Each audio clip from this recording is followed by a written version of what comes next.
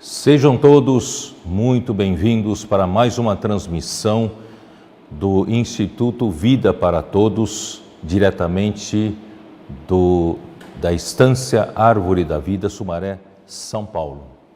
Nós chegamos desta vez para a mensagem de número 30, que tem por título: Ninguém foi achado digno de abrir o livro. A leitura da Bíblia é Apocalipse 5, versículos de 1 a 3.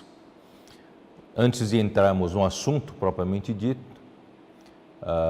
ainda gostaria de usar as últimas palavras do apóstolo Paulo na sua segunda carta ao Timóteo, capítulo 4, versículos 6 até 8, quando ele dá as suas últimas palavras pouco antes do seu martírio. Quanto a mim, estou sendo já oferecido por libação e o tempo da minha partida é chegado. Combati o bom combate, completei a carreira, guardei a fé. Já agora, a coroa da justiça me está guardada, a qual o Senhor, reto juiz, me dará naquele dia, e não somente a mim, mas também a todos quantos amam a sua vinda. Primeiramente, eu quero dizer que Paulo considerou toda a sua vida cristã, a vida de serviço ao Senhor, na obra do Senhor, como um combate. Portanto, queridos irmãos, principalmente nós, na era final, nós, os trabalhadores da 11ª hora, nós devemos ter esse espírito. Estamos em meio a um combate. E quem combate, quem luta, não pode ter desleixos, não pode relaxar. Precisamos estar sempre atentos na luta. E também completei a carreira aqui representa uma carreira de um atleta, atleta de alto desempenho, e eles não podem descuidar sequer uma fração de segundo, Tudo é importante para um bom atleta. Então nós também devemos ser assim, lutar e também correr, a nossa corrida com todo empenho. E também guardei a fé, a nossa carreira cristã de fé, deve ser uma carreira do começo até o fim, dependendo totalmente do Senhor na esfera da fé. Então, Paulo, ele já completou tudo isso. Já agora a coroa da justiça me está guardada, a qual o Senhor, reto juiz, me dará naquele dia. Quer dizer, ele tinha certeza, segurança de que ele já tinha alcançado a vitória, tem uma coroa da justiça reservada para ele. Mas é interessante que no finalzinho ele deixa uma abertura para nós, e não somente a mim, mas também a todos quantos amam a sua vinda. Queridos irmãos, eu queria começar por aqui, que todos nós podemos neste momento estarmos muito bem energizados, eletrizados com a palavra profética, ou podemos também estar fraco, nós estamos em meio a muitas provações, sofrimentos, até perda de algum ente querido. Nós podemos nos sentir fracos, não ao olhar os outros irmãos combatendo na rua, e nós não temos essa capacidade, nos sentimos fracos.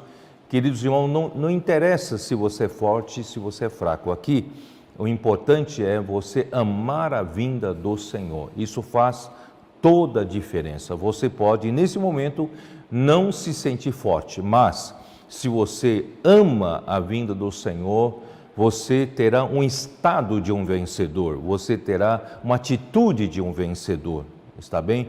Então é isso que eu queria começar nesta manhã, né? Por exemplo, né, em Lucas 12, que nós usamos para encorajar os irmãos, de que não é somente pelo estágio de maturidade de vida que nós seremos vencedores, mas também pelo estado de vigilância, né? Aqui diz, depois de o Senhor Jesus falar sobre nós não andarmos ansiosos, né? Como os gentios andam, né? Pelo que comer, beber, vestir, mas nós devemos o quê? Entesourar, né? O nosso tesouro no céu, tá? E logo em seguida, no versículo 35, ele fala assim: cingido esteja o vosso corpo e acesas as vossas candeias. Aqui então já começa a mudança de um estado, de uma atitude. Você pode não ser forte, mas você, quando você ama a volta do Senhor, você então cinge o seu corpo, você acende a sua candeia. Versículo 36, sede vós semelhantes a homens que esperam pelo seu Senhor. Irmãos, esse é o segredo, nós somos esses homens que esperam pelo seu Senhor, porque a nossa esperança não está em ganhar muito dinheiro nessa terra, não está em ter somente uma boa família aqui na terra, não é somente nós temos muito sucesso profissional, né, até mesmo religioso, mas assim, nós somos aquelas pessoas que esperam, nós queremos a volta do Senhor, porque nós somos do dia, não somos da noite.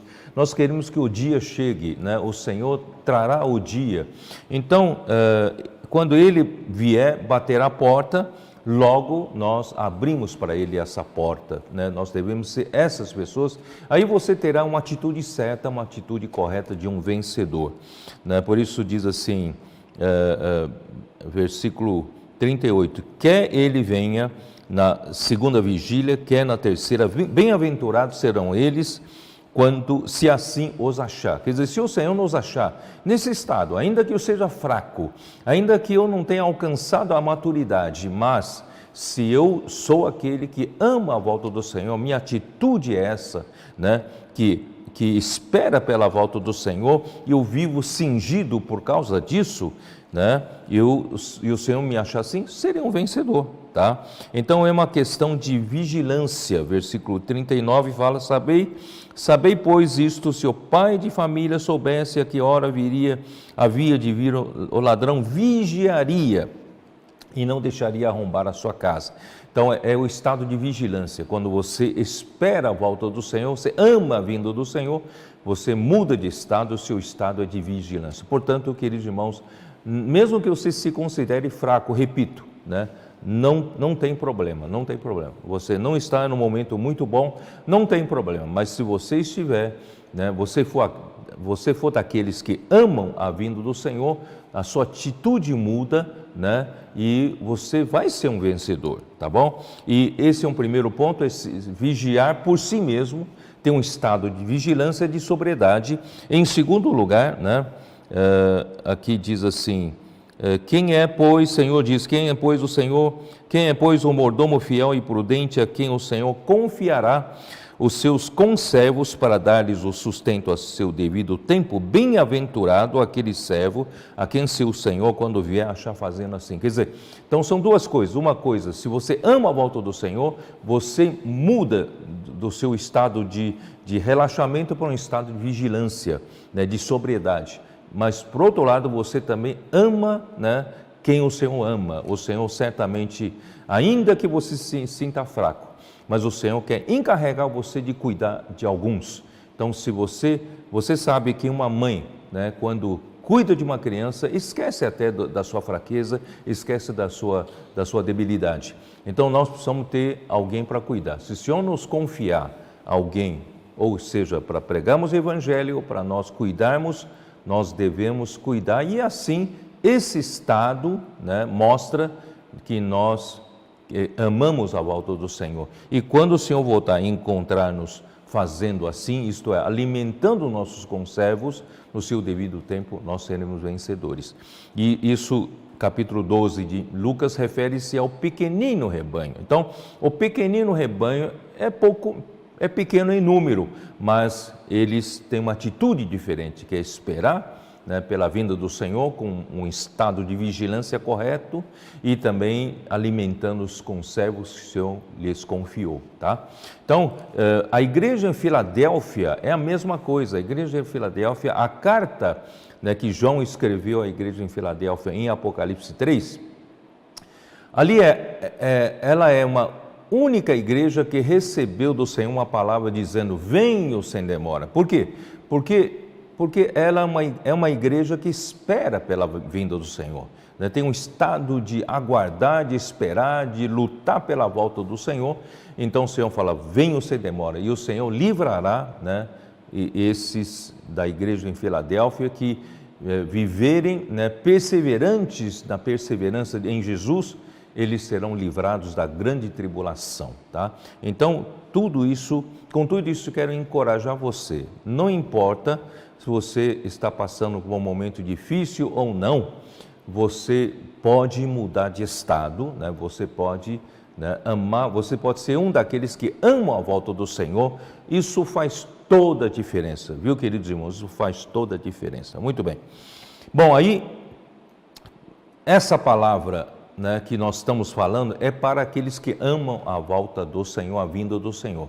E nós, pela palavra de Salmo 110 sobre a aurora, nós então descobrimos, pela revelação do Senhor, pela palavra profética, que a vinda do Senhor está chegando, a aurora, né, está chegando, quer dizer, aqueles primeiros raios de sol que somente os astrônomos sabem, né, porque eles observam, né, os corpos celestes e estão vendo, né, a aurora acontecer. E nós estamos nesse momento em que a grande maioria não sabe, mas os profetas de Deus receberam essa revelação e estão dizendo para você de que nós estamos no momento da aurora. E a situação em volta de nós, tudo o que está acontecendo na igreja, né, na nossa época, tudo confirma, né, com seus muitos milagres da aurora, confirma que o Senhor está voltando. Por isso, nós tivemos essa misericórdia de receber de primeira mão a revelação do livro de Apocalipse. O Senhor está abrindo para nós o livro de Apocalipse, não mais como um livro, né, de predições futuras, mas um livro em que nós vamos nos adentrar, né, pela nossa própria experiência, nós vamos vivenciar tudo que está escrito no livro de Apocalipse. Portanto, o livro de Apocalipse deixou de ser meramente um livro escatológico, se tornou um livro, né, especialmente escrito para nós do tempo final. Nós somos da geração final, nós somos somos os trabalhadores da última hora, né? Portanto, que o Senhor tenha misericórdia, né, quando Ele abrir essa palavra, nós possamos agarrar essa palavra, praticar essa palavra, sejamos esses que fielmente e de uma forma idônea, né, recebemos essa palavra, praticamos essa palavra e transmitimos essa palavra profética, tá bom? Bom, aí que nós, né, fomos até Apocalipse e nós, até semana passada, nós falamos sobre Apocalipse capítulo 4, né? É que o Apocalipse é um livro em que Deus, né, deu uma revelação para João, né? Deus quer revelar a todos os seus servos. Nós somos os servos do Senhor, mas para que Deus pudesse mostrar essa revelação para todos os seus servos, Ele enviou seu anjo e notificou a João. João foi quem recebeu essa revelação sobre o final dos tempos, que é o livro de Apocalipse, que significa a própria revelação. Então, Deus usou João, o ministério de João foi muito útil já no final do primeiro século, principalmente pelos seus escritos o livro, as 3 cartas, as 3 epístolas de João, também o Evangelho de João, levando todos de volta para o princípio, para a palavra, para a vida, né?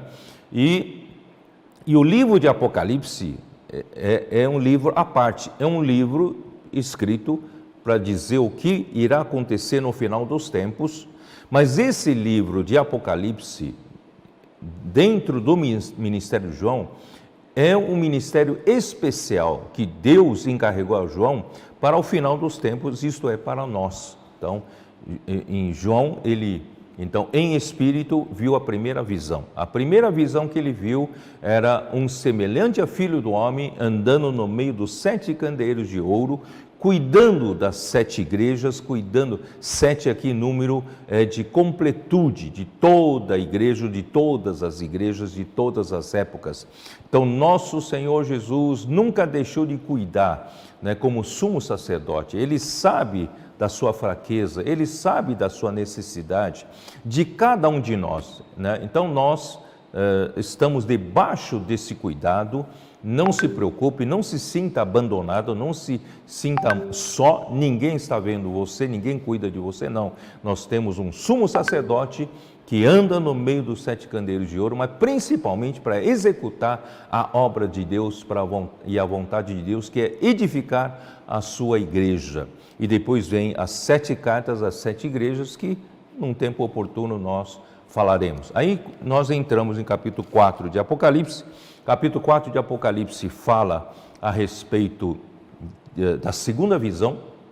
João então foi levado, né, viu uma porta aberta para o céu e deu uma voz que lhe dizia: sobe para aqui e eu te mostrarei o que deve acontecer depois dessas coisas. Muito bem, então essa revelação, essa palavra é específica para você e para mim, que vivemos nessa época. E nessa primeira visão, né, ele viu um trono, porque a partir da segunda visão, né, João vai contemplar que existe uma administração no céu, né?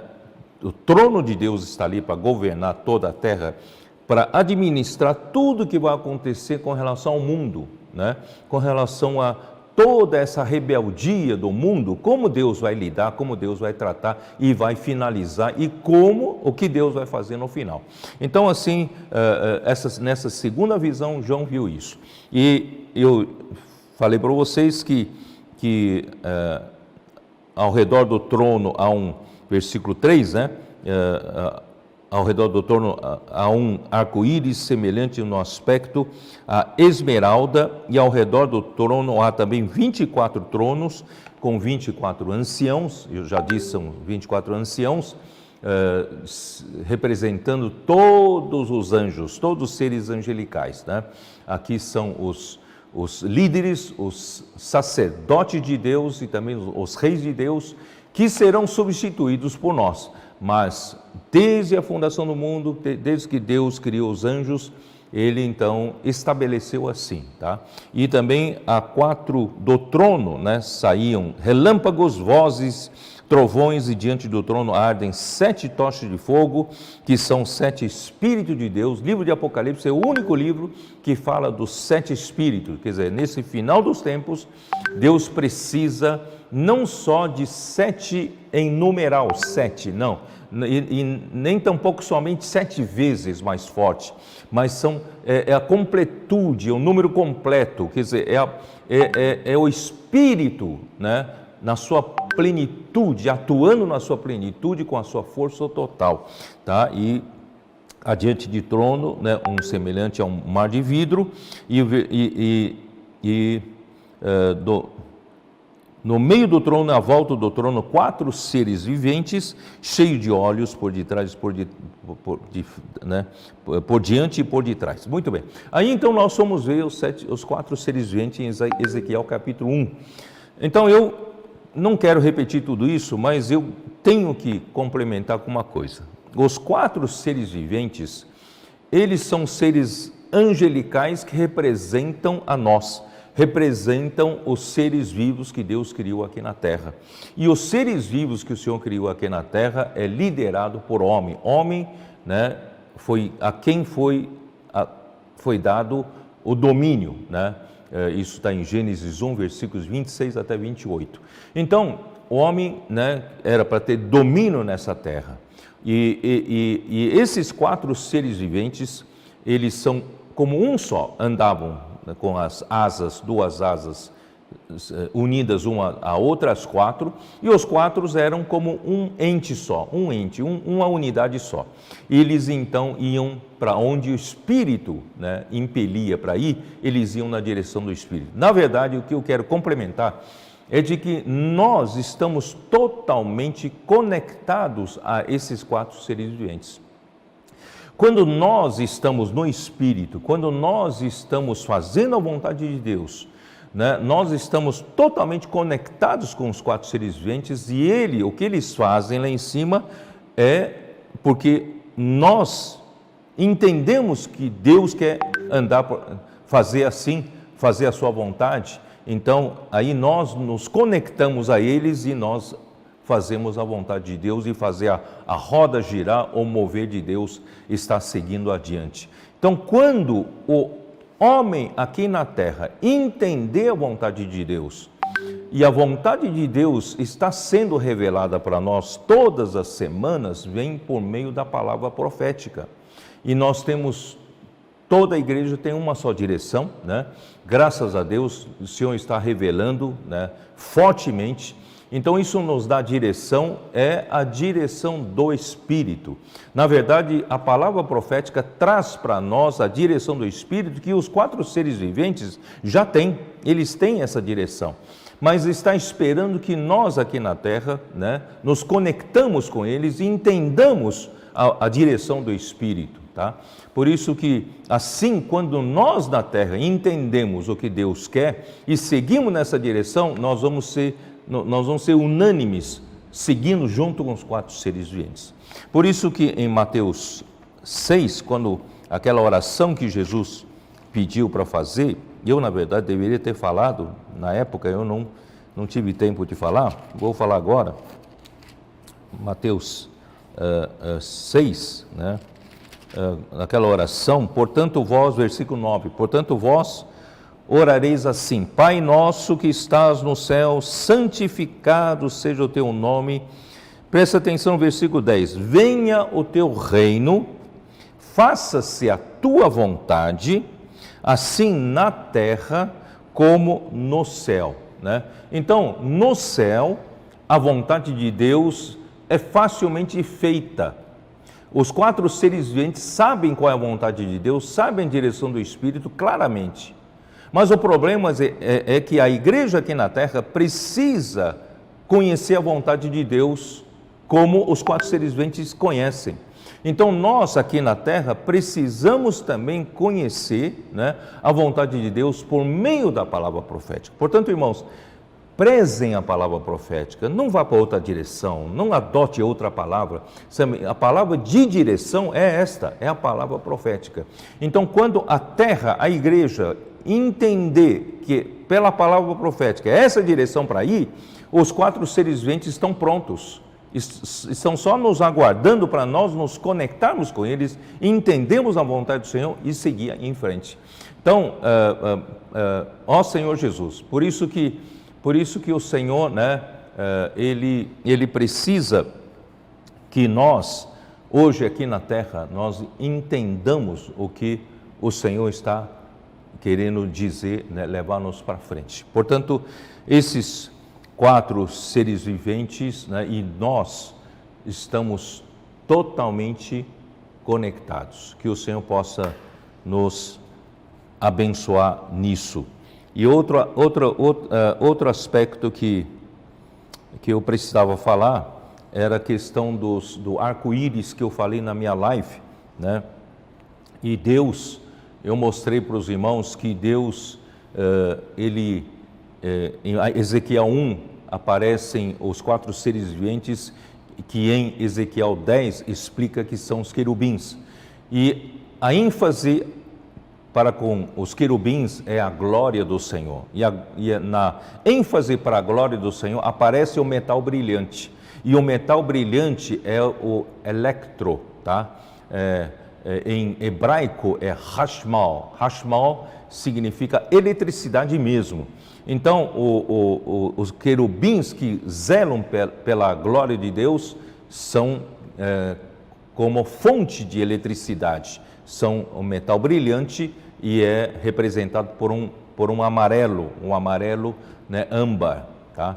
E os serafins que nós vimos na semana passada em Isaías capítulo 6, representam a santidade de Deus.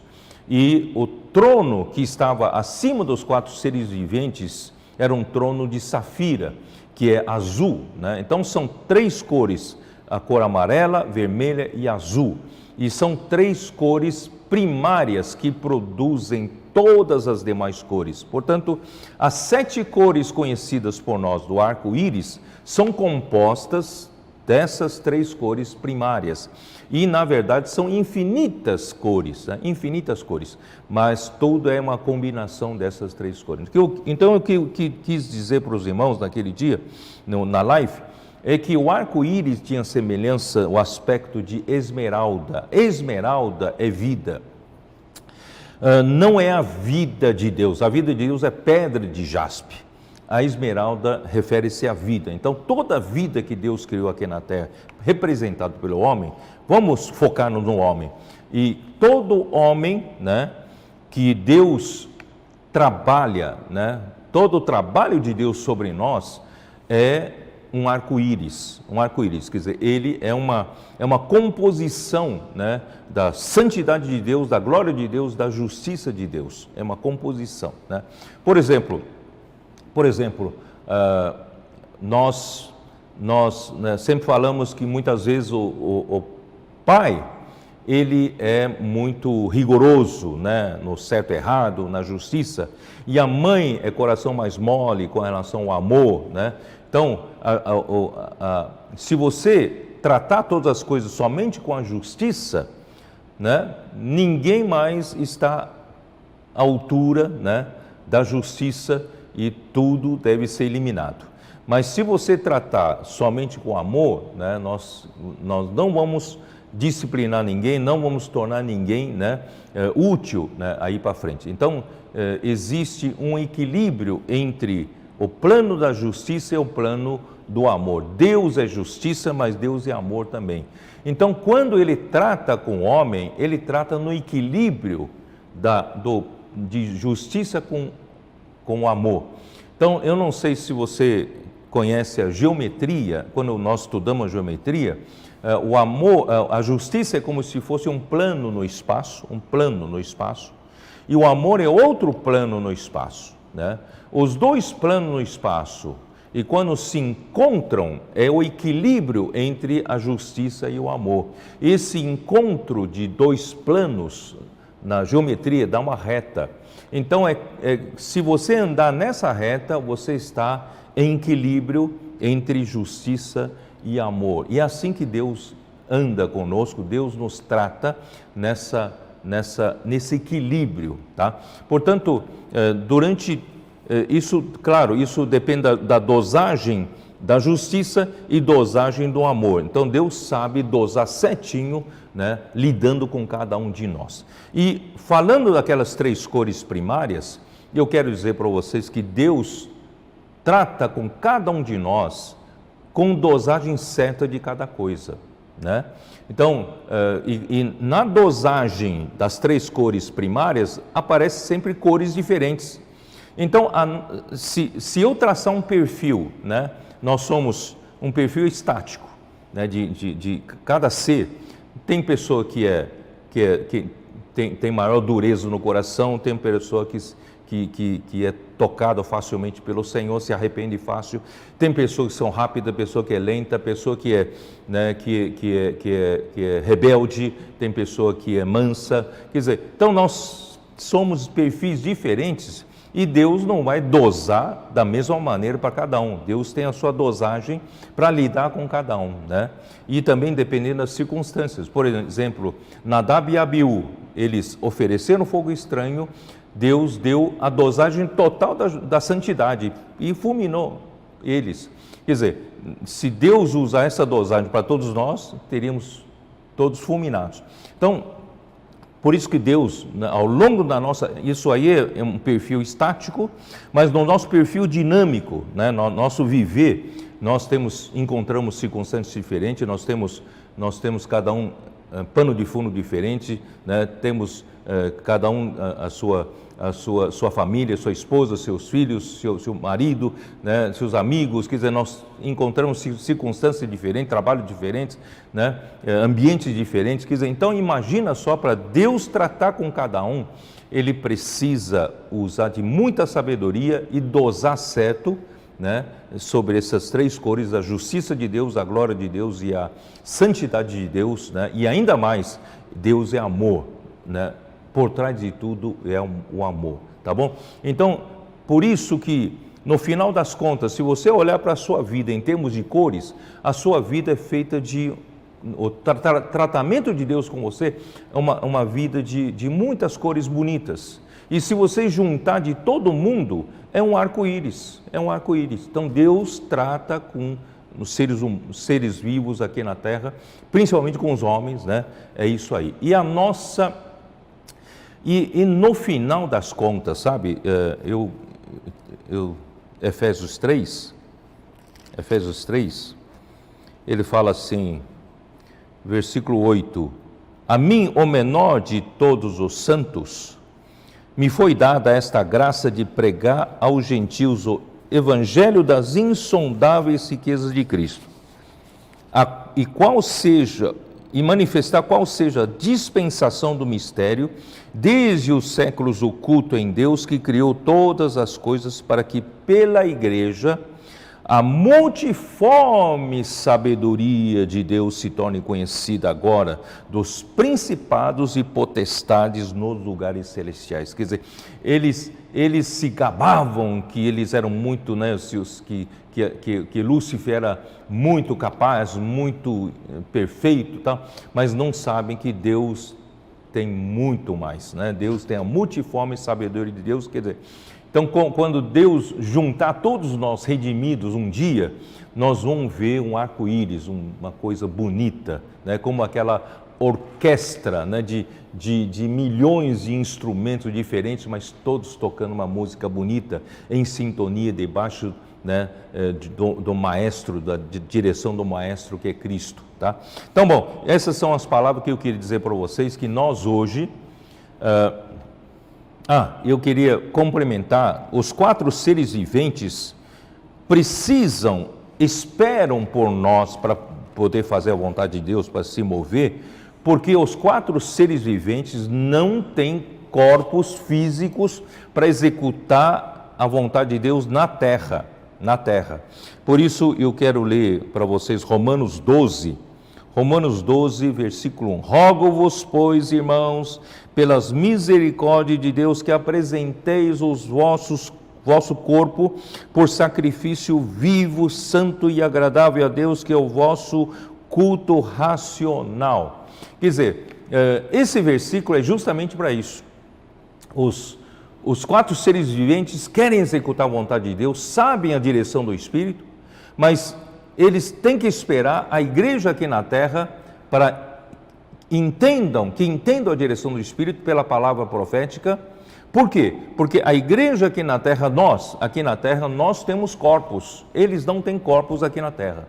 Então, para executar a vontade de Deus aqui na terra, precisa de corpos. Por isso, vamos apresentar o nosso corpo, né, por sacrifício vivo, santo e agradável a Deus, que é o nosso serviço mais racional, certo? É apresentar esse corpo, né? Já que os 4 seres viventes estão prontos para fazer a vontade de Deus, e nós hoje, ouvindo a palavra profética, sabemos da direção, vivemos no Espírito, nós também queremos seguir, mas se o corpo não se apresentar para ir para a rua, para apacentar, para cuidar das pessoas, como Deus vai fazer a sua vontade, não é?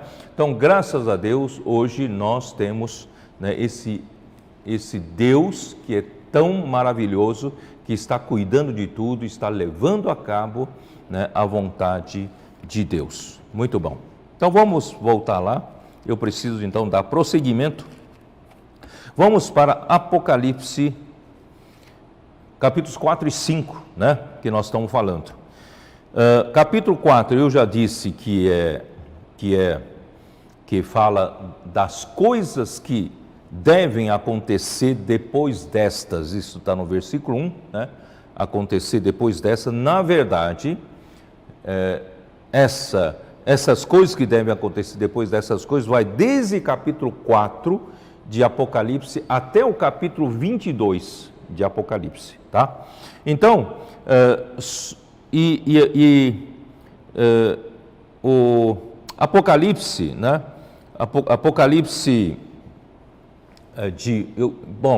dentro dessa visão das coisas que devem acontecer, nós podemos dividir em dois. É só para você entender melhor o livro de Apocalipse. Do Apocalipse capítulo 4 até o capítulo 11, você vai ver, né, a visão geral, né, do que Deus vai fazer desde a ascensão de Cristo até a eternidade. Isso, Apocalipse 4 até 11. E Apocalipse de 12 até 22, né, é um detalhamento, porque senão, se você não classificar dessa forma, você não vai entender, porque no Apocalipse 12 em diante começam a repetir várias coisas que foram ditas nessa primeira sessão. Portanto, deixar vocês claro, a visão geral, né, das coisas que devem acontecer do capítulo 4 até o 11, vai desde a ascensão de Cristo até a eternidade. Isso é uma visão geral. E 12 em diante é um detalhamento. Ele pega essa visão geral e começa a detalhar, tá bom? Então assim vocês conseguirão entender melhor do que seja isso. Vamos lá então, hoje eu quero abordar capítulo 5 de Apocalipse, tá? Vamos abrir a nossa Bíblia em capítulo 5 de Apocalipse, versículo 1. Vi na mão direita daquele que estava sentado no trono um livro escrito por dentro e por fora, de todo selado com 7 selos, tá? Bom, primeiro eu quero dizer para vocês, um livro, quando é um livro que está escrito por dentro e por fora, sabe o que quer dizer? Quer dizer que é um livro que é um documento muito importante. E todo documento importante, você sabe que não pode deixar espaços em branco. Porque se deixar espaços em branco, alguém pode adulterar, pode preencher com outras coisas. Então, um livro que é um documento importante, ele é um livro, tem que estar totalmente escrito. Por isso que aqui é um pergaminho, é um rolo, pergaminho que está escrito por dentro e por fora, tá? Todo escrito. Esse é o significado da importância desse livro, que é um pergaminho, tá bom? Então, o que é esse livro? Eu escolhi 4 comentários de 4 Bíblias diferentes eu acho que cada um deles faz sentido, alguma coisa faz sentido, tá bom? Então, eu peguei a Bíblia de Estudo da Reforma para dizer o que é esse livro, tá? A Bíblia de Estudo da Reforma diz assim: esse livro simboliza o plano divino da salvação, escrito por dentro e por fora. Sugere que o plano de Deus é abrangente e completo, tá? Aí eu peguei a Bíblia de Jerusalém e olhei para o seu comentário. Diz assim: o livro são decretos divinos concernentes aos acontecimentos dos últimos tempos. Então, são decretos divinos com relação às coisas que irão acontecer, tá? Aí eu peguei King James atualizada, um comentário um pouco mais longo.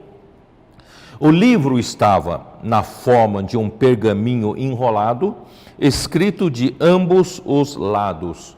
Ele mostra no capítulo 1, versículo 11, onde, né, aqui 1:11 de Apocalipse, né, o que vês escreve em livro e manda 7 igrejas. Esse livro aqui, na original, é esse pergaminho, esse rolo, tá? E capítulo 10, versículos 2 a 10, onde fala do livrinho, também é um rolo, tá bom? Assim como as tábuas de pedra da lei no Antigo Testamento também eram escritos, né, na parte da frente e parte de trás. Se você nunca percebeu isso, vamos dar uma olhada então. Êxodo 32, versículo 15. E voltando-se, desceu Moisés do monte com as 2 tábuas do testemunho nas mãos, tábuas escritas de ambos os lados, de um e de outro lado estavam escritas. Então essas tábuas estavam preenchendo totalmente as 2 tábuas, as 2 tábuas da lei, né? Então, assim, se trata de um documento importante para ninguém adulterar, ninguém colocar nada que não estava escrito, tá bom? E Ezequiel 2, 9 e 10 também falam de um livro, tá? Também é escrito por dentro e por fora. Os 7 selos revelam a inviolabilidade de um testamento de grande importância e valor. Tá? Isaías 29, 11, Daniel 12, 4, eu não vou ler, tá? Os nobres da época costumavam escrever suas últimas vontades e heranças em um documento que era lacrado na presença de 7 testemunhas. Após a morte do testador, suas determinações eram lidas em público e executadas à risca. Tá bom? Então ele explica, eu acho tudo muito interessante isso, tá? Depois eu vou explicar. 1 Pedro 1:4. Bom, aí eu fui para a Bíblia da versão Restauração, tem uma nota que diz assim: este livro deve ser a nova aliança, o grandioso título de propriedade do universo. Eu gostei desse termo, o grandioso título de propriedade do universo, que foi promulgada com o sangue do Cordeiro para Deus redimir a igreja, Israel, o mundo e o universo. Esse livro é um registro do pensamento de Deus acerca da igreja de Israel, do mundo e do universo. Tá bom? Essa é a nota da versão Restauração. Bom, aí então eu lembrei, quando ele fala do grandioso título de propriedade do universo, eu me lembrei de Colossenses capítulo 1, né?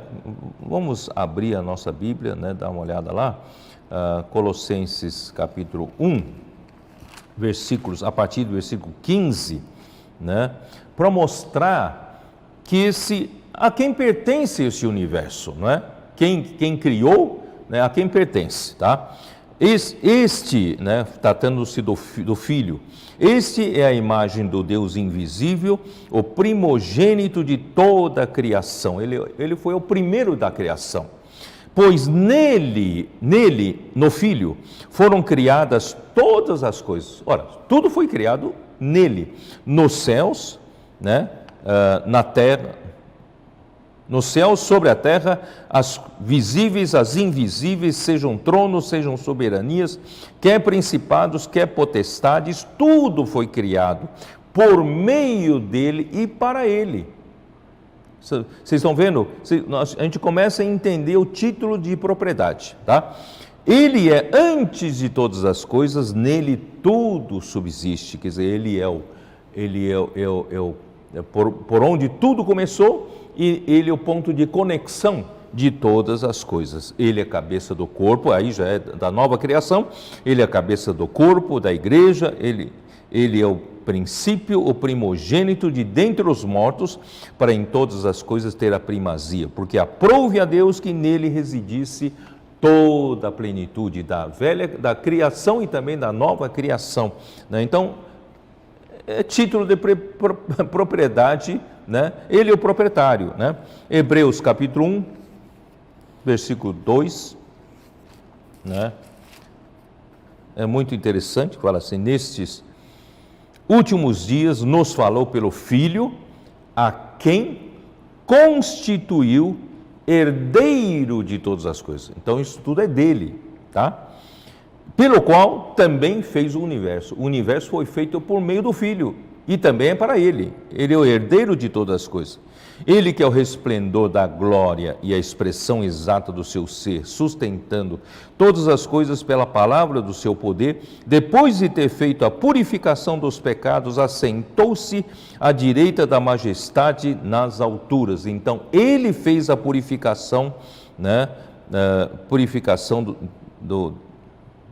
dos pecados, certo? Tendo se tornado tão superior aos anjos, quanto herdou mais excelente nome do que eles. Se havia alguma dúvida de que um anjo, né, tomaria essa posição, o lugar, não. Esse lugar é do Filho, tá? Ele herdou um nome mais excelente do que os anjos, porque os anjos eram fortes candidatos a esse lugar de abrir esse livro, né, os anjos, mas Cristo se tornou muito superior, né, porque ele, por meio dele que foi criado o mundo e toda a criação é para ele, tá? Então isso só para vocês perceberem, né, esse livro que, né, aquele que estava no trono tomou, né, o que significa, tá? O que significa. E o desvendar desse livro é o próprio conteúdo do livro de Apocalipse, né? Então, esse livro, com seus 7 selos, estão exatamente, o conteúdo dele é exatamente o que está no livro de Apocalipse, tá bom? Então, aí em seguida, vamos continuar lendo. Capítulo 5, né? Versículo 2. Vi também um anjo forte que proclamava em grande voz: quem é digno de abrir o livro e lhe desatar os selos? Quem é digno? Ora, nem no céu, nem sobre a terra, nem debaixo da terra, ninguém podia abrir o livro, nem mesmo de olhar para ele. E eu chorava muito, João, chorava muito, porque ninguém foi achado digno de abrir o livro, nem mesmo de olhar para ele. Eu não sei se você percebeu, claro que Deus é digno, mas aqui se refere em meio à criação. Tem que ser uma criatura que tenha a dignidade, que se ache digno de abrir esse livro da economia de Deus, esse livro das últimas coisas que irão acontecer depois dessas coisas, tá bom? E também é o título de propriedade do universo. Eu gostei muito dessa palavra. Muito bem. Então, tinha que ser na criação. Tinha que procurar no céu, tinha que procurar sobre a terra, tinha que procurar debaixo da terra. Mas não tinha nenhuma criatura que era digna de abrir o livro e desatar os seus 7 selos. E João então chorava. Versículo 5, todavia, um dos anciãos me disse: não chores, eis que o leão da tribo de Judá, a raiz de Davi, venceu para abrir o livro e os seus 7 selos. Olha só, né? Tem um aqui que é digno, ele também é criatura, né? Ele é o leão da tribo de Judá, é a raiz de Davi. Ele venceu para poder abrir o livro. Vamos lá, vamos devagar. O selo, né? Os 7 selos, na verdade, o desatar de um selo desvenda um conteúdo, uma parte do conteúdo do livro. O desvendar do segundo selo, né, desvenda outra parte. E assim, todos os 7 selos, né, quando forem desvendados, abertos, estará aberto o livro, tá bom? Os 7 selos abrem o livro e todo o conteúdo do livro de Apocalipse, tá? Então, vamos para Gênesis 49, são os versículos que irmão Dong gostava muito e falou muito para nós, e aqui está sendo útil para nós agora, no capítulo 49, versículo 8, porque aqui fala de leão da tribo de Judá. Judá é a profecia de Jacó para com Judá. Judá, teus irmãos te louvarão, a tua mão estará sobre as cerviz de teus inimigos. Os filhos de teu pai se inclinarão a ti. Judá é leãozinho, da presa subiste, filho meu. Encurva-se e deita-se como leão e como leoa. Quem o despertará? O cetro não se arredará de Judá, nem o bastão de entre seus pés, até que venha Siló, e a ele obedecerão os povos. Siló, que é Jesus Cristo. Ele amarrará o seu jumentinho à vide, e o filho da sua jumenta à videira mais excelente, lavará as suas vestes no vinho e a sua capa em sangue de uvas. Os seus olhos serão cintilantes de vinho e os seus dentes brancos de leite. Maravilhoso. Aqui mostra que Leão é uma tribo de reis. A realeza pertence a essa tribo, né? Se tornou um leão, mas como se tornou leão, não tenho tempo para detalhar aqui. Ele era, assim como todos nós tínhamos uma natureza de jumento, uma natureza teimosa, né? De obstinação, mas graças a Deus, Deus nos amarrou à videira mais excelente e nós hoje estamos na vida da igreja amarrados a Cristo, estamos comendo e bebendo, a nossa dieta é Cristo, invocando o nome do Senhor, comendo da sua palavra, bebendo do Espírito. Nós estamos sendo transformados em um leão, porque Cristo é o leão da tribo de Judá. Ele é o leão, essa tribo é a tribo de realeza, né? Voltando então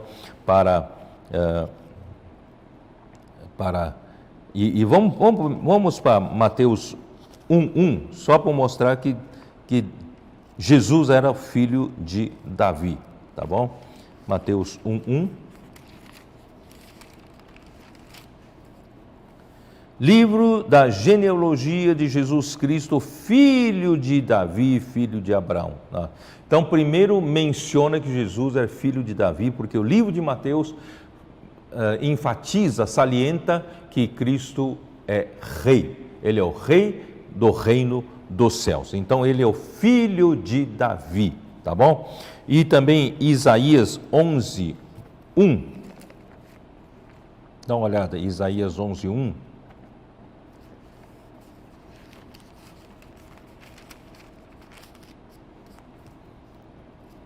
Do tronco de Jessé sairá um rebento e das suas raízes um renovo. Tá?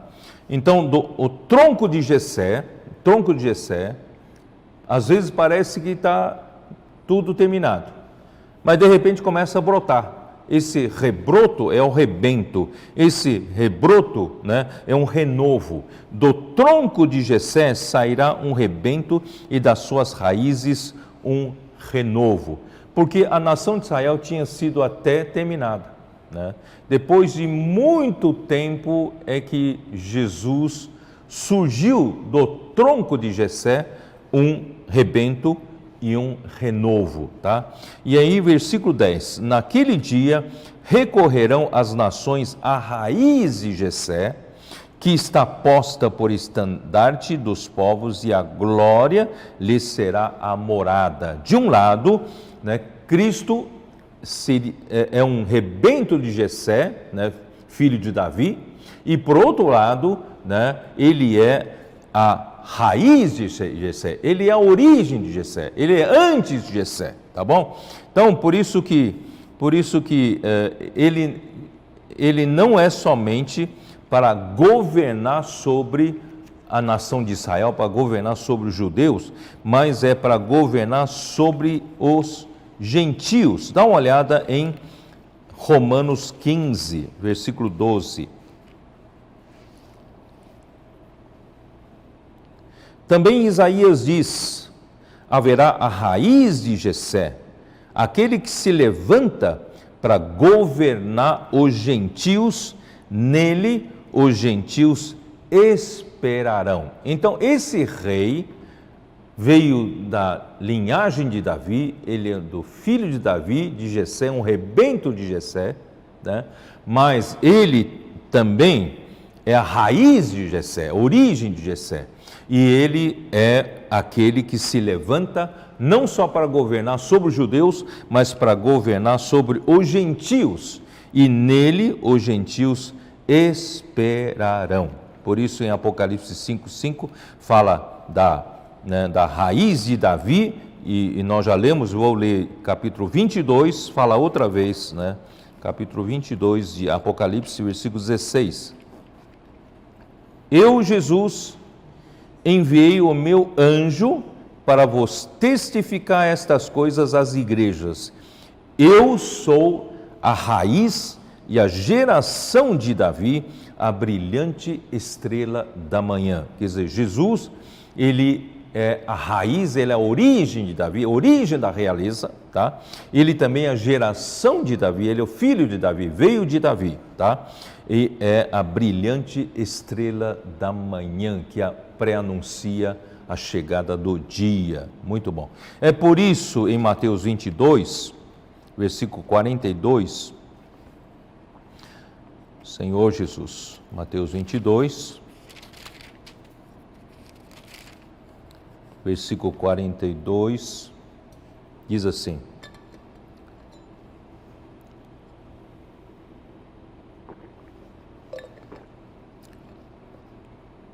que pensais vós do Cristo? De quem é filho? Responderam-lhe eles: de Davi. Replicou-lhe Jesus: como, pois, Davi, pelo Espírito, chama-lhe Senhor, dizendo: disse o Senhor ao meu Senhor: assenta-te à minha direita, até que eu ponha os teus inimigos debaixo dos teus pés? Se Davi, pois, lhe chama Senhor, como é ele seu filho? E ninguém lhe podia responder palavra, nem ousou alguém, a partir daquele dia, fazer-lhe perguntas. Portanto, irmãos, ele é o rebento de Jessé, mas ele também é a raiz de Davi, tá bom? Então, graças ao Senhor por tudo isso aí. Ele venceu, né? Ele venceu para abrir o livro desatar os seus 7 selos. Eu gostaria de ler Filipenses 2.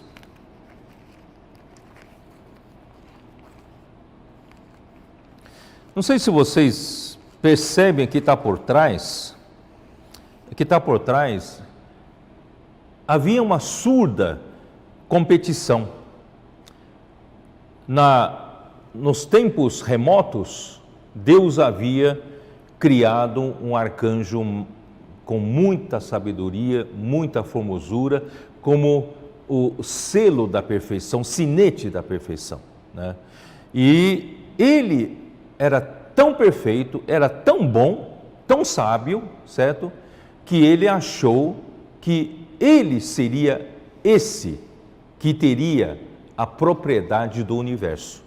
Portanto, ele quis ser igual ao Altíssimo. Então, aqui há uma competição. Jesus, né? Ele foi, na verdade, designado por Deus para essa posição. Mas havia alguém já disputando com ele, competindo com ele, já nos tempos remotos, tá? Então, só que Lúcifer escolheu o caminho do orgulho, o caminho da arrogância, caminho do comércio, de negociar cargos. Por isso, cuidado, até hoje, né, no mundo religioso, na igreja, sabe, pode se negociar cargos. Eu te coloco como responsável por tal ponto, só que você me obedece, você me ouve. Sabe, isso Satanás, o arcanjo Lúcifer fez demais isso. Ele conseguiu muitos adeptos, muitos seguidores através dessas barganhas, certo? E sabe que o ser, né, a criação gosta dessas coisas. E ele se orgulhou a tal ponto que Deus então lançou para a terra, né? E se tornou adversário de Deus. Mas Jesus escolheu o caminho inverso. Ele não escolheu o caminho de autoexaltação, tá? Então, versículo capítulo 2 de Filipenses, versículo 5, tende em vós o mesmo sentimento que houve também em Cristo Jesus, pois ele, subsistindo em forma de Deus, não julgou como usurpação ser igual a Deus. Ele que era igual a Deus, ele nem se usurpou ser igual a Deus, certo? Antes a si mesmo se esvaziou, assumindo a forma de servo, tornando-se em semelhança de homens e reconhecido em figura humana. A si mesmo se humilhou, tornando-se obediente até a morte e morte de cruz, pelo que também Deus o exaltou sobremaneira e lhe deu nome que está acima de todo nome, para que ao nome de Jesus se dobre todo joelho nos céus, na terra e debaixo da terra, e toda língua confesse que Jesus Cristo é Senhor, para a glória de Deus Pai. Que maravilhoso! Esse é o caminho trilhado por nosso Senhor Jesus para vencer. Ele venceu Ele venceu Satanás, que trilhou o caminho inverso. Ele quis se exaltar. Por isso, queridos irmãos, vamos seguir o caminho do Senhor Jesus. Na igreja, na obra do Senhor, não procure exaltar-se a si mesmo. Não procure você, conquistar uma posição por você mesmo. Deixa Deus. Deus, Ele é o juiz, reto juiz, que julga todas as coisas. Ele sabe, enquanto você se humilha, no tempo certo, Ele vai te exaltar. Portanto, não busque o caminho de Satanás. Vamos trilhar pelo caminho do Senhor, e o Senhor assim o venceu, e todo joelho vai ter que dobrar a Jesus, ao nome de Jesus, na terra, nos céus, na terra e debaixo da terra. E toda língua vai ter que confessar: Jesus Cristo é o Senhor, para a glória de Deus Pai. Por isso, amados irmãos, é bom a gente aprender a confessar o nome do Senhor, dizer sempre, invocar esse nome, dizer que Ele é o seu Senhor. Você não é dono de si mesmo. Ó Senhor Jesus, Ele é o seu Senhor.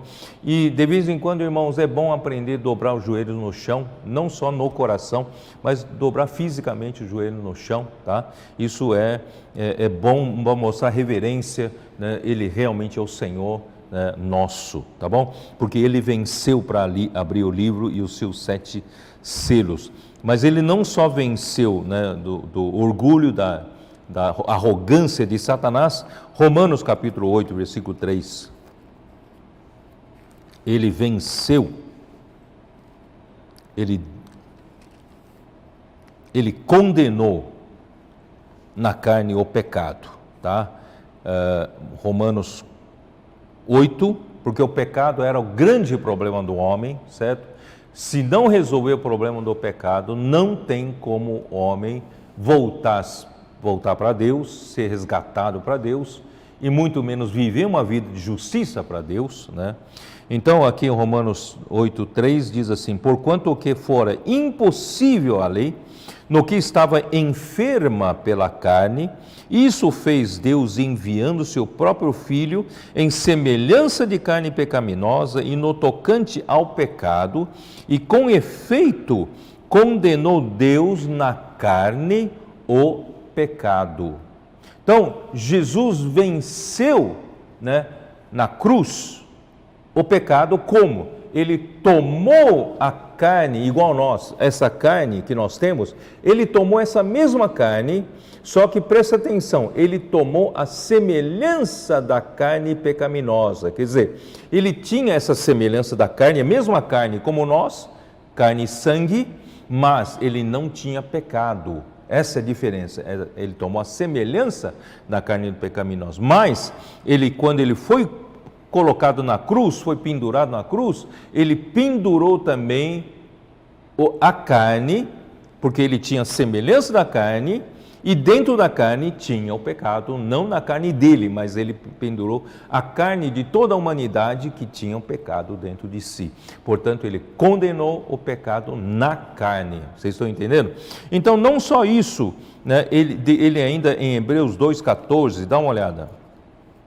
Hebreus 2,14, ó Senhor Jesus, graças ao Senhor, Ele venceu. Visto, pois, que os filhos têm participação comum de carne e sangue, destes também ele igualmente participou, para que por sua morte destruísse aquele que tem o poder da morte, a saber, o diabo. Quer dizer, a morte de Cristo na cruz, ele destruiu o diabo. Olha só, aqui está escrito claramente, tá? Ele destruiu o diabo, né? E livrasse todo que, pelo pavor da morte, estavam sujeitos à escravidão por toda a vida. Pois ele, evidentemente, não socorre a anjos, mas socorre a descendência de Abraão. Ele vem nos socorrer, tomando ele mesmo, né, a semelhança da carne pecaminosa, condenou o pecado na carne, e agora na cruz ele também destruiu o diabo, para que nós fôssemos libertos desse medo, né, da morte. Ó Senhor Jesus. E Colossenses 2, dá uma olhada. Colossenses 2. Eu estou relatando a vitória de Cristo, tá bom? Senão você vai dizer, ele venceu o quê? Né? Colossenses 2, versículo 13. E a vós outros, que estáveis mortos pelas vossas transgressões, pela incircuncisão da vossa carne, vos deu vida juntamente com ele, perdoando todos os vossos delitos. Queridos irmãos, por causa da sua morte, né, Deus pôde perdoar todos os nossos pecados e delitos, transgressões. E ainda tendo cancelado o escrito de dívida que era contra nós. Havia um documento escrito da nossa dívida, era contra nós, e ele, que constava de ordenanças, né? Ele cancelou, ele destruiu, apagou, o qual era prejudicial, removeu-o inteiramente, encravando-o na cruz. Hoje não temos mais um documento de dívida contra nós, graças a Deus.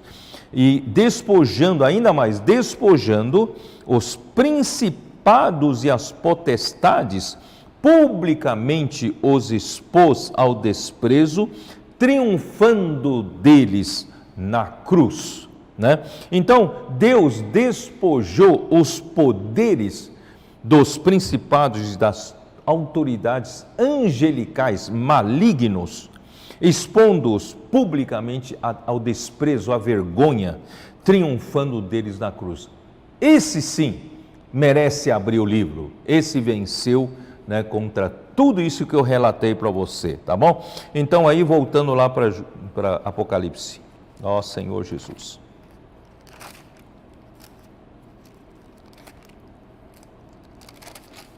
Vamos lá.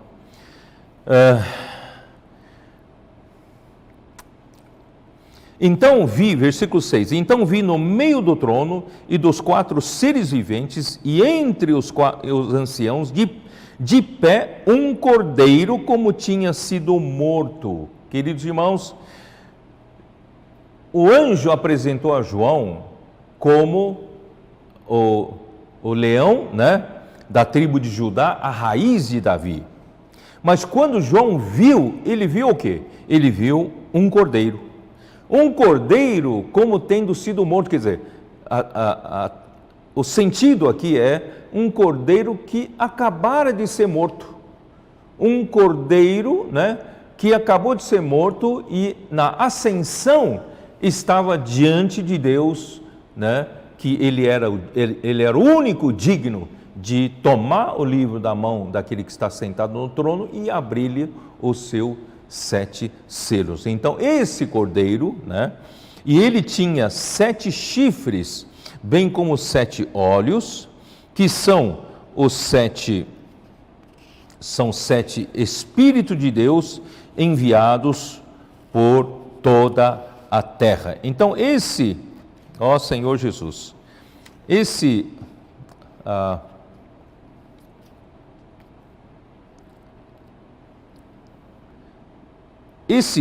cordeiro, ele morreu para executar a redenção por nós, né?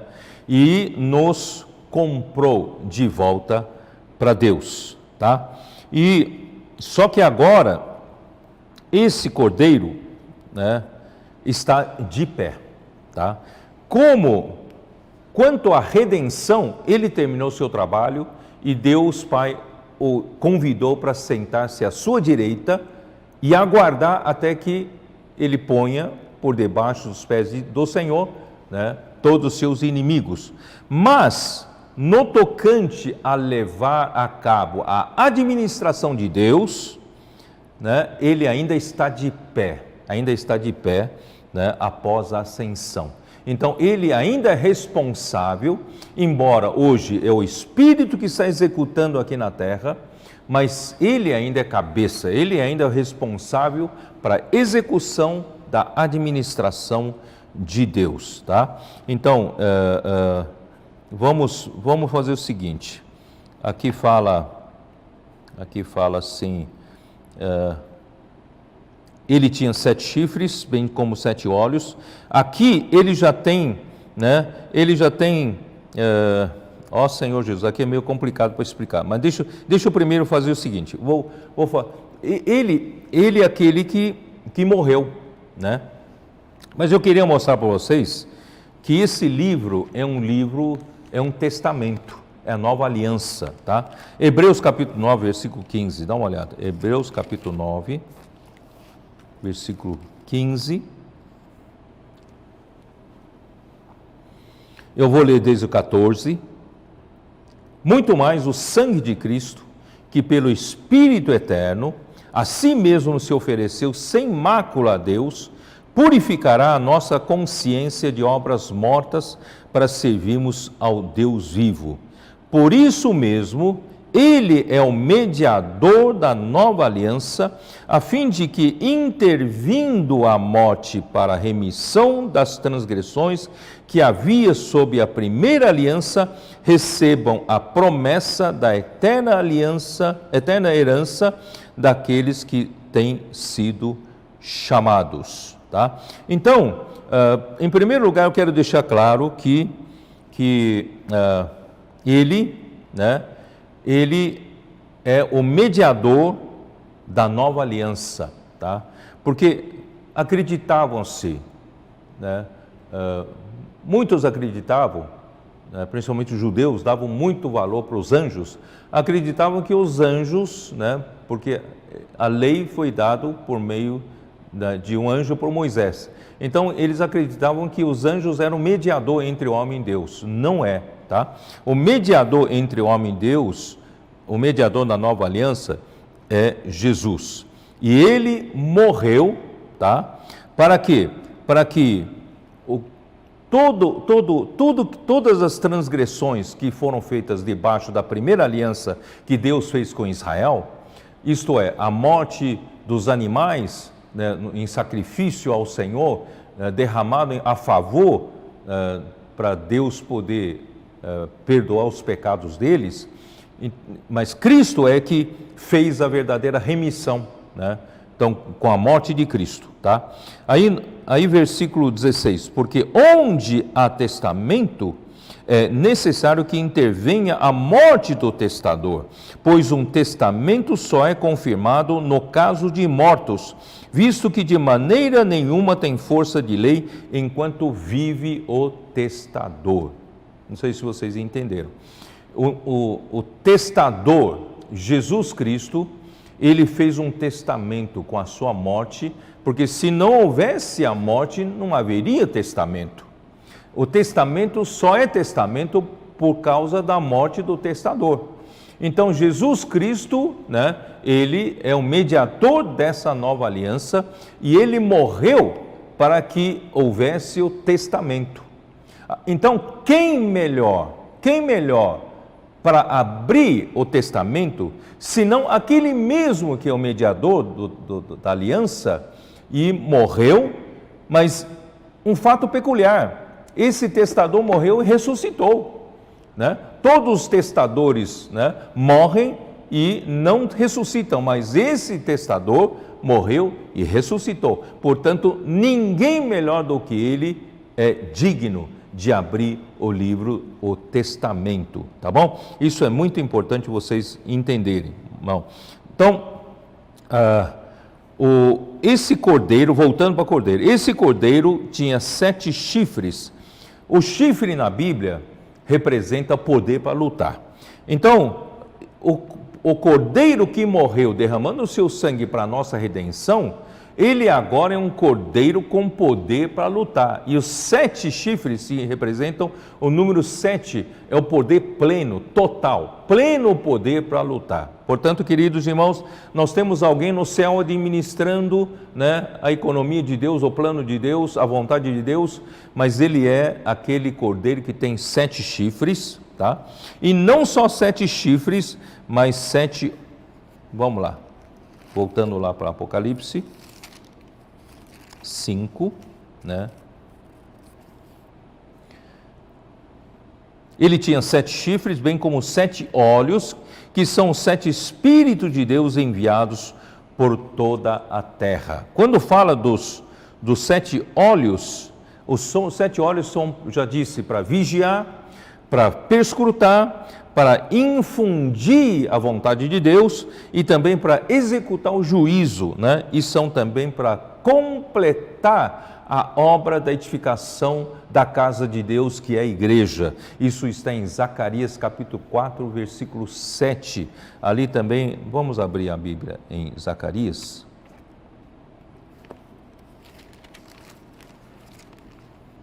Zacarias 4, versículo 7. Quem és tu, ó grande monte? Diante de Zorobabel serás uma campina, porque ele colocará a pedra de remate em meio a aclamações, né? Disse, haja graça e graça sobre ela. Versículo 10, pois quem despreza o dia dos humildes começos, esse alegrar-se-á vendo prumo na mão de Zorobabel. Aqueles 7 selos são os 7 olhos, são os olhos do Senhor que percorrem toda a terra, que são os 7 olhos da pedra, capítulo 3 de Zacarias, versículo 9, porque eis aqui a pedra que pus diante de Josué, sobre essa pedra única estão 7 olhos, e eis que eu lavrarei a sua escultura, diz o Senhor dos exércitos, e tirarei a iniquidade desta terra num só dia. Então esses 7 olhos estão também relacionados aos 7 olhos da pedra. E a pedra aqui, queridos irmãos, é para a edificação. Toda vez que você, né? Toda vez que você edifica a igreja, né? Você pode ver que tem 7 olhos da pedra ajudando você, tá? Bom, eu vou explicar um pouco melhor depois. Vamos lá para Apocalipse 5, versículo 7. Veio, pois, e tomou o livro da mão direita daquele que estava sentado no trono, aleluia, teve alguém que foi digno de tomar o livro, né? E quando tomou o livro, os 4 seres viventes e os 24 anciãos prostraram-se diante do Cordeiro, tendo cada um deles uma harpa e taças de ouro cheias de incenso, que são as orações dos santos, e entoavam novo cântico, dizendo... Bom, vou comentar primeiramente o versículo 8, tá? Graças a Deus, a partir do capítulo de Apocalipse 5, vocês veem que em Apocalipse 4, apresentou-se primeiro, né, os 24 anciãos. E no Apocalipse 5, você vê que os 4 seres viventes vêm sempre antes, depois dos 24 anciãos. Então, os seres viventes já começam a tomar frente, tá? E eles eles se prostraram diante do Cordeiro, e tinham cada um deles, tá? Tinham cada um deles uma harpa e taças de ouro cheias de incenso, que são as orações dos santos.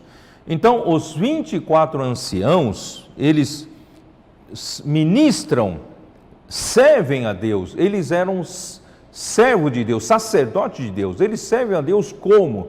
Eles servem a Deus levando as orações dos santos. Olha só que coisa maravilhosa.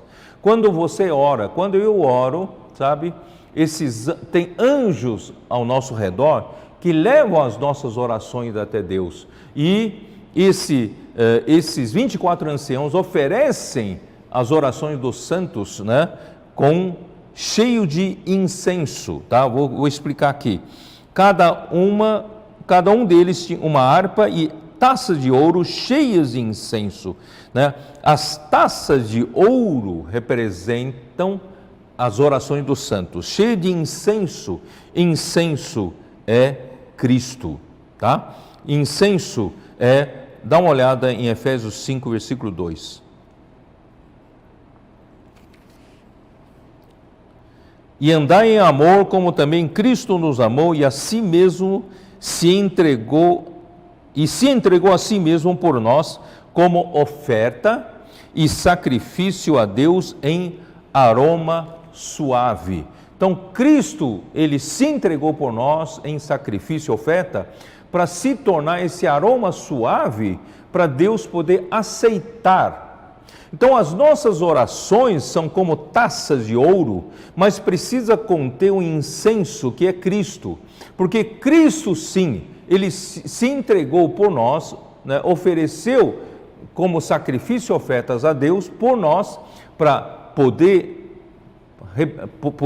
resultar em um aroma suave, para Deus poder aceitar as nossas orações. Portanto, irmãos, as nossas orações não são meramente pedidos humanos. As nossas orações estão misturadas com Cristo como incenso, né? Então, por isso, irmãos, até na oração, até no pedido, nós precisamos estar cheios do Espírito, precisamos estar no Senhor, não é isso? Para que Cristo seja acrescentado nas nossas orações e os anjos levem a Deus, né? E os 24 anciãos ofereçam a Deus como sacerdotes as nossas orações. Por isso que em Hebreus capítulo 1, versículo 14, tá? Eu acho muito interessante esse versículo 14, que diz assim: não são todos eles espíritos ministradores enviados para serviço a favor dos que hão de herdar a salvação? Os anjos são servos de Deus para nos ministrar. Nós somos aqueles que haveremos de herdar a salvação, e eles são servos de Deus, tá? Então, até as nossas orações, eles levam até Deus, né, oferecendo-se a Deus com incenso. Muito bom. Aí, capítulo 4, voltando lá, Apocalipse, né? Vamos lá. Apocalipse 5, tá? E tomou, versículo 9, e entoando novo cântico dizendo, digno és de tomar o livro e de abrir-lhe os selos, né? Porque foste morto e com teu sangue compraste para Deus os que procedem de toda tribo, língua, povo e nação, e para nosso Deus os constituíste reino e sacerdotes.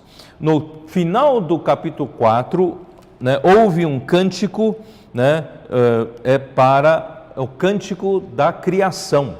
Você pode ver que ali fala, porque todas as coisas tu criaste, sim, por causa da tua vontade vieram a existir, foram criadas. Mas aqui o cântico é para a nova criação, né? Porque foste morto e com teu sangue compraste para Deus os que procedem de toda tribo, língua, povo e nação, para o nosso Deus constituíste reino e sacerdotes. Ó Senhor, reinarão sobre a terra. Ó Senhor Jesus. Irmãos, o resultado da edificação é o sacerdócio, né? Porque Deus nos comprou para que fôssemos resgatados de toda a tribo, língua, povo e nação, para nos constituir reino e sacerdotes para reinar sobre a terra, né? Então, Cristo, 1 Pedro, capítulo 1, versículo 18 a 20, né? Vamos dar uma lida rápida. 1 Pedro 1, 18.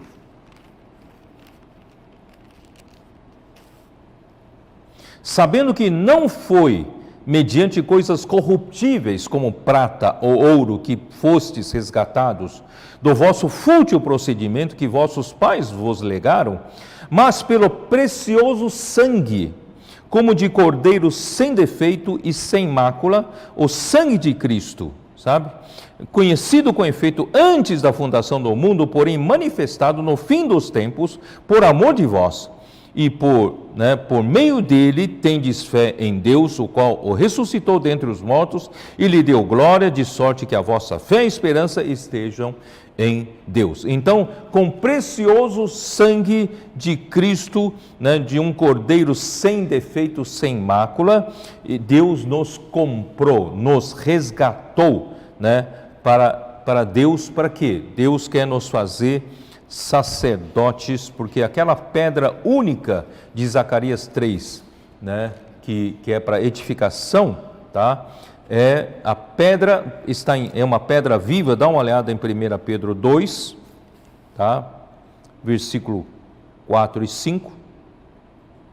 Chegando-vos para ele a pedra que vive, rejeitada sim pelos homens, mas para com Deus, eleita e preciosa, também vós mesmos como pedras que vivem, pedras vivas, sois edificados, casa espiritual, para ser de sacerdócio santo, e a fim de oferecer de sacrifícios espirituais agradáveis a Deus por intermédio de Jesus Cristo.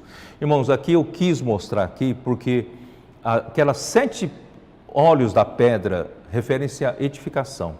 E o que é edificação da igreja é uma coisa meio abstrata. E a edificação da igreja, irmãos, é para produzir um sacerdócio em nós. E quando nós vivemos na igreja, vivemos, né, servindo na igreja, né, servindo, pregando o evangelho para as pessoas, cuidando, rede de cuidado com as pessoas, isso vai produzir em nós um sacerdócio, porque amanhã nós vamos ser sacerdotes de Deus para todo sempre.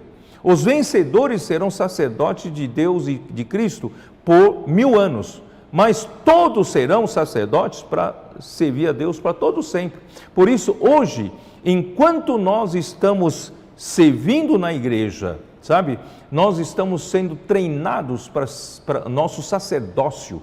Esse sacerdócio esse sacerdócio significa edificação da igreja. Quando nós aprendemos o sacerdócio na igreja, nós estaremos edificando a igreja. É isso que eu quero mostrar para todos. Então, graças a Deus, né, Deus está nos aperfeiçoando para sermos sacerdotes quando nós saímos às ruas para pregar o evangelho. Nossos comportores dinâmicos, graças a Deus, estão enfrentando, sabe, toda forma de restrições da pandemia. O Senhor está os guardando, e eles estão também enfrentam toda sorte de hostilidades nas ruas. O mundo não recebe-nos bem, mas graças a Deus eles estão executando a obra de Deus, achando as pessoas, procurando as ovelhas sem pastor, aflitas, exaustas. Muitas pessoas estão sendo, sabe, salvas por meio dele, graças ao Senhor. Ontem mesmo tive, né, uma breve comunhão com os que estavam sendo aperfeiçoados no PAC, várias situações, vários pequenos testemunhos maravilhosos, não é isso? Que eles me contaram. Por exemplo, disseram que uma comportora, né, foi de repente orou ao Senhor, o Senhor falou: você, a primeira pessoa que você encontrar, você vai orar e fazer comportagem. Aí, quando ele olhou, era uma pessoa bem idosa, e ela tinha uma certa barreira. Mas essa pessoa, o Senhor falou: é ela mesmo, era ele mesmo. Aí ela abordou, falou assim: posso orar por você? Ele olhou para ela assim: pode. Aí ela começou a orar. Quando ela terminou de orar, esse senhor de idade estava ajoelhado no chão, chorando. Irmãos, como pode acontecer uma coisa dessa? Não é isso? Vários outros testemunhos, né, que os irmãos falaram, por exemplo, encontraram, né, um comportor foi para um estacionamento e não encontrava ninguém, não tinha ninguém, e orava ao Senhor: Senhor, não pode ser, eu vim aqui para servir, não tem ninguém e tal, e o Senhor me põe uma pessoa na frente para eu poder orar com ela, fazer comportagem, e de repente uma pessoa lá longe chamou no carro, chamou assim, e você, ele virou assim, não, você mesmo, vem para cá. Aí ele foi até lá, ele disse assim, eu recusei a oração, mas não foi com ele não sabia disso, eu recusei a oração, mas eu quero que você ore por mim. Aí o irmão orou e a pessoa passou a chorar e acabou ficando com livros. Irmãos, são os pequenos testemunhos, são muitos, eu não tenho tempo de mostrar todos, são pequenos testemunhos, mostram como, sabe, os nossos guerreiros estão trabalhando na rua, estão resgatando as pessoas, né? E o Instituto Vida para Todos, através das transmissões, através, né, da disponibilização de tantas mensagens, tanta palavra de Deus, estamos colhendo resultados na comportagem dinâmica, no Avança Jovem, né? E também a rede de cuidado das igrejas, das mulheres, estamos colhendo muitos resultados. Então, cada dia tem contato que estamos recebendo. Ontem mesmo eu recebi uma mensagem de um irmão, me disse o seguinte, falou assim, embora eu não seja um desses colportores que estão na rua, mas eu fui até uma loja e a balconista que me atendeu, eu orei por ela e lhe apresentei um jornal, né, deixei com ela contato, e hoje, né, eu e minha mulher passamos a apacentar, e essa pessoa, nós passamos a apacentar com as mensagens, né, divulgando os links das mensagens do Instituto Vida para Todos, né, e das reuniões, e hoje ela não só está desfrutando e está passando para os seus amigos. E um dos amigos, segundo ela, estava a ponto de se suicidar. E foi ajudado com a palavra e, graças a Deus, foi salvo dessa ideia do suicídio. Então, o que eu quero dizer que não precisa ser um comportor dinâmico para fazer o seu trabalho. Mesmo que você não esteja nas ruas, literalmente, mas você tem contato na padaria, no balcão, no posto de gasolina, em qualquer outro lugar, você pode também deixar contato e passar os links das mensagens, você também pode, não é, divulgar a palavra de Deus de uma outra maneira, e você é igualmente importante na obra do Senhor. E dessa forma, nós vamos ganhar as pessoas para serem cuidados na rede de cuidado na igreja. E isso está, né, nós temos um ciclo completo hoje. Temos gente na rua, temos divulgação, nós temos, né, pessoas cuidando, nós temos um todo, né, muito diferente de 10 anos atrás. Graças ao Senhor, hoje o ciclo se fechou. Vamos continuar dessa forma, sabe? Por mais que você, né, se sinta fraco, mas você está sendo treinado para ser um sacerdote de Deus, e Deus vai precisar do seu sacerdócio, tá? Vamos lá, versículo 9, 1 Pedro 2, versículo 9. Vós, porém, sois raça eleita, sacerdócio real, nação santa, povo de propriedade exclusiva de Deus, a fim de proclamardes as virtudes daquele que vos chamou das trevas para a sua maravilhosa luz. Vós sim, que antes não erais povo, mas agora sois povo de Deus, que não tinhais alcançado misericórdia, mas agora alcançastes misericórdia. Então, irmão, nós somos um povo, né? Nós somos uma raça eleita e sacerdócio real, né?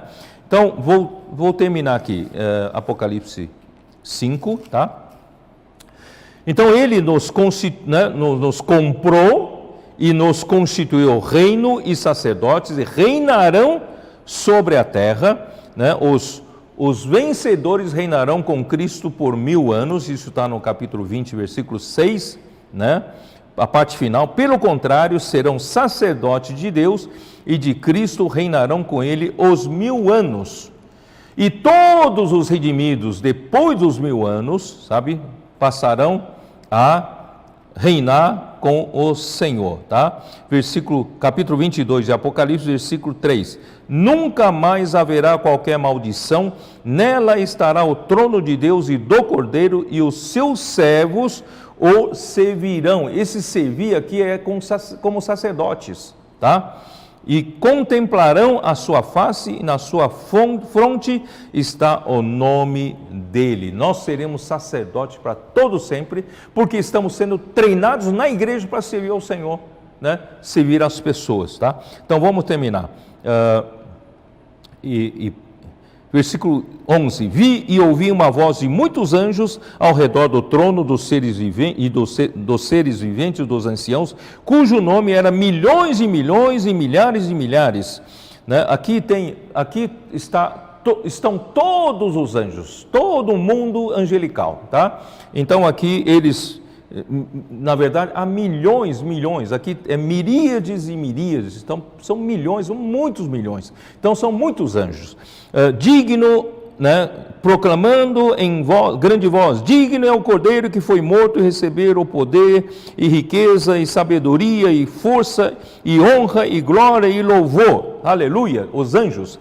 E em seguida, então ouvi que toda criatura que há no céu, sobre a terra, debaixo da terra, sobre o mar, tudo o que neles há, estava dizendo, essas criaturas são não angelicais. Aqui já são os seres viventes daqui da terra. Aquele que está sentado no trono e ao Cordeiro, seja o louvor e a honra e a glória e o domínio pelo século dos séculos. E os 4 seres viventes respondiam, amém. Também os anciãos prostraram-se e adoraram. Ó Senhor Jesus. Irmãos, graças ao Senhor, essa visão no céu nos dá uma noção do que está acontecendo depois da ascensão de Cristo. Cristo tomou realmente o livro da mão de Deus, está abrindo os seus 7 selos, está executando a administração de Deus, e Ele nos comprou para Deus com seu sangue precioso. Ele está nos aperfeiçoando em como servir a Deus, e que diretamente diz respeito à edificação da igreja. Quando nós servimos a Deus, a edificação da igreja acontece e o nosso sacerdócio é aperfeiçoado. E ao mesmo tempo estaremos prontos para reinar com Cristo. Por isso, irmãos, é muito importante hoje nós aprendemos a seguir os 4 seres viventes, seguir o Espírito, né? Aprender a servir ao Senhor em todos os segmentos, desde a rua até mesmo na igreja, né? Vamos cuidar também dos irmãos mais fracos, irmãos mais necessitados, mas todo esse conjunto aqui, irmãos, é o nosso sacerdócio. E o sacerdócio está sendo aperfeiçoado para nós podermos ser o sacerdote de Deus, não só no milênio, mas para todos sempre. E nós vamos reinar, né, para todos sempre com o Senhor. Que o Senhor, né, possa esclarecer a você. Foi uma mensagem, irmãos, muito difícil de falar, né, porque não é fácil entender essas coisas, mas de qualquer forma é bom a gente entender o que o Espírito quer dizer para nós. O Espírito hoje depende de nós, que nós apresentarmos nossos corpos físicos para fazer a vontade de Deus, seguindo, né, a direção do Espírito pela palavra profética. Deus abençoe a todos, tá? O tempo já está curto, não vou mais, né, delongar. Jesus é o Senhor.